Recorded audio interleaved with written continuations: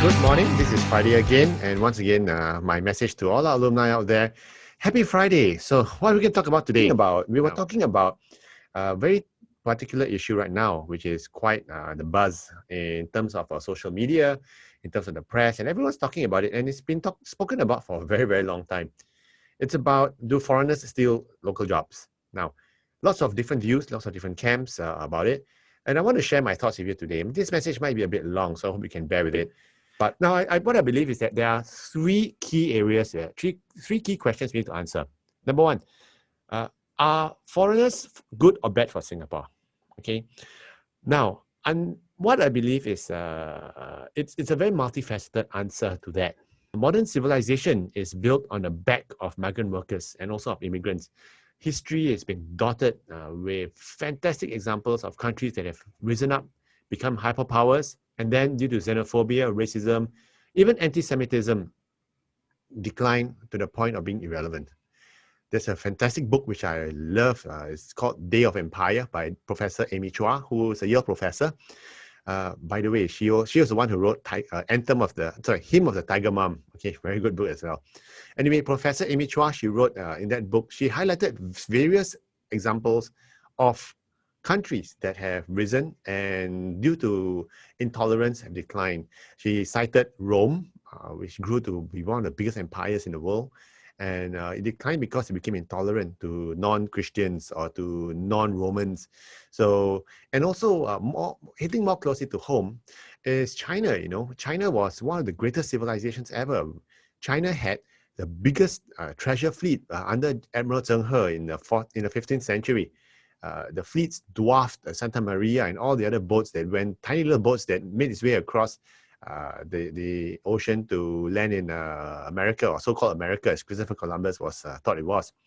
But you know, how did a huge, major, technologically advanced country like China in the 15th century decline to the segment of China in the late 19th century? Well, it was all because of xenophobic approach and isolationism, and thinking that, no, we are so good, we don't need to deal with other people. So what we want to say is that are foreigners good for or bad for the Singapore economy? There's no binary yes or no answer, okay? Because no answer is absolute. If you were to ask me, my personal stance is where we stand to it, on the balance, it is good, okay? What can a tiny nation of 3 million Singaporeans do? There's no critical mass. And we needed to expand. The big thing is that, I give you an example, like my brother, he's a doctor. I asked him once, if you were to cut out all the non-Singaporeans from your patient list, how many patients would you have left? He said, not many. A huge chunk of it are actually the factory workers and all these other people who are non-locals. The same thing for Career Agility International as well. If we were to cut out all the non-locals, A, we wouldn't be as successful as we are today, but B, it wouldn't be as fun either, to have diversity. And this chat group would not have the alternate views and the diversity of viewpoints and ideas as well. So if you ask me, on the balance, are foreigners good for the economy for Singapore? The answer is, on the balance, yes. Okay, and therefore I think we should not diswelcome them. Okay, we should continue to welcome them in. Now, the second question is, do foreigners steal local jobs? Well, there are two types of jobs, basically. The jobs that Singaporeans don't want. So if the jobs like cleaners and things like that, I think it's just not, I think it's just silly to be discussing about that, because why steal jobs that Singaporeans don't want? Now, how about jobs that Singaporeans want? So let me share with you my personal example. When I was in my previous company, I joined on the promise that I would be the next GM for Singapore. After 2.5 years, after going through all the interviews and all the rounds and all the required tests and everything, I didn't get it. Instead, it went to a Brit. And this Brit had his experience in Asia was largely limited to, hey, I was a tourist back in 2007. Okay, so ultimately, I didn't get the job, and it went to him. Now, the big question is, did a Brit steal my job? For that, I want to look at it as from the viewpoint and the benefit of looking back 2-3 years ago.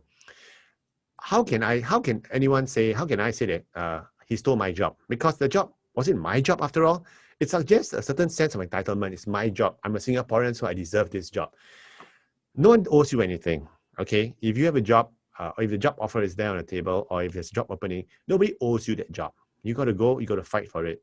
And therefore, we should do away with the sense of entitlement, as in, I'm Singaporean, so you should hire me first. The second question to ask is, was it fair? Well, of course not. It wasn't fair. He came through his connections. He came through his friends in high places.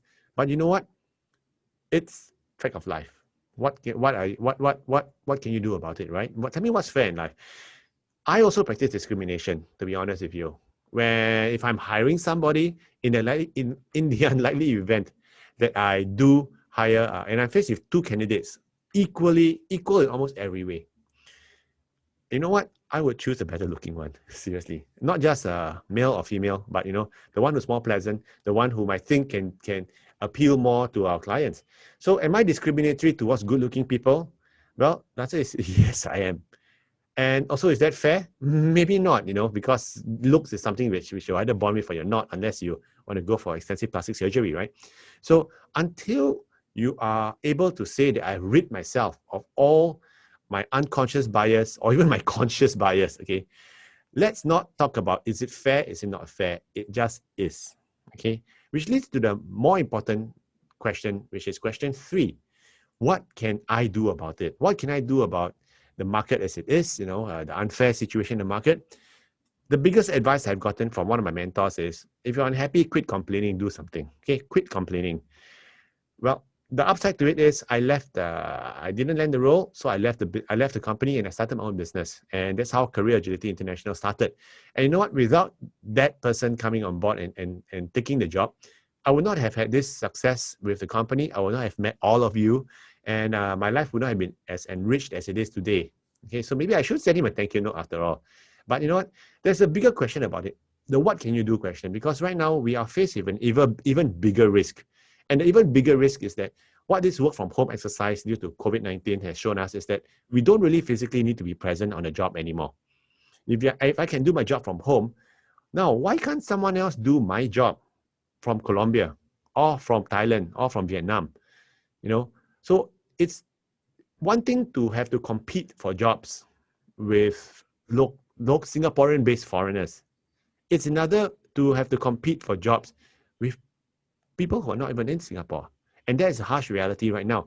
Because someone else out there, if you're in customer service, someone else out there can do your job at a quarter the price somewhere.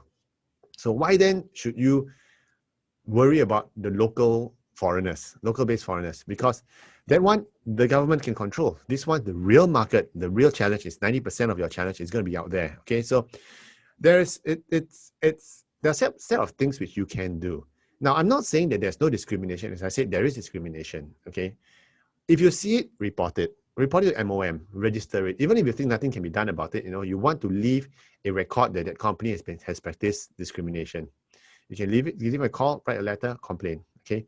Now, the other thing is that if you do see a company that's hiring unfairly, discriminatorily, don't join them, because at the end of the day, it's a company that you don't want to be part of anyway. Because can you imagine you go there and then suddenly you're the only Singaporean staring in a field, in a sea of non-locals, you'll be very uncomfortable too, right? So you don't want to do that, don't join them. But number 2, more importantly, be sharper. Be sharper in all of them. When you are going for the interview, be sharper. Outwit, even if you're in a company right now and you see a disproportionate number of non-locals joining, be sharper, outwit them, outlast them, outplay them. Work on your specialty. You alumni know what I mean when I say what's your superpower, what's your advantage. It could be your local knowledge, it could be your understanding of local customs in Singapore and Asia, your relationships with your key suppliers, key clients, key vendors. What makes you special as compared to not just the foreigners, but also to the locals, because the market is getting more competitive. Okay? So start thinking about your positioning, start thinking about what can I do? And if there are gaps, what are the gaps I can use? I can study for, I can upgrade my skills and upskill in. Close those gaps. But remember, be sharper, outwit, outlast, outplay, just like Survivor, right? And of course, what we want to say is think about outside the box.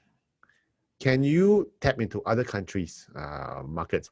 Ever since Zoom started, our business at Career Agility International has boomed, okay? Not because of the COVID-19 making more people retrenched, but because right now a lot of people are more open to having coaching by remote, by Zoom.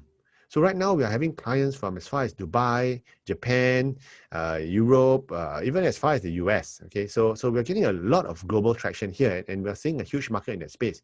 Suddenly now people want to talk to us, not geographically, but globally. So look at the upside, and of course, stay positive. It's very easy to get into the rut of, hey, let's blame foreigners or let's blame so and so. Okay, it's easy to do that, but is it productive? Answer is probably not. So stay positive.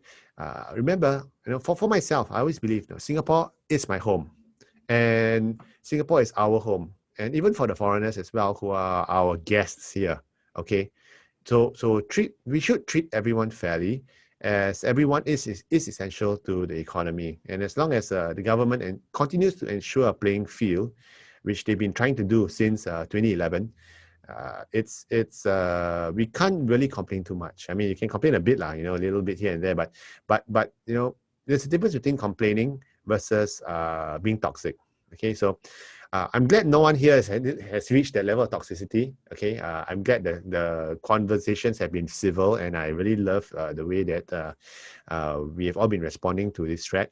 And I hope that we can continue being polite, civil, and let's forget about the competition from local-based foreigners. Let's talk about the global competition is up. Okay, so anyway, have a good week ahead. If you have any questions or if you want to share your thoughts, just leave a message. And hoping to see you again next week, but have a great weekend in the meantime. Okay, take care, everyone. Bye.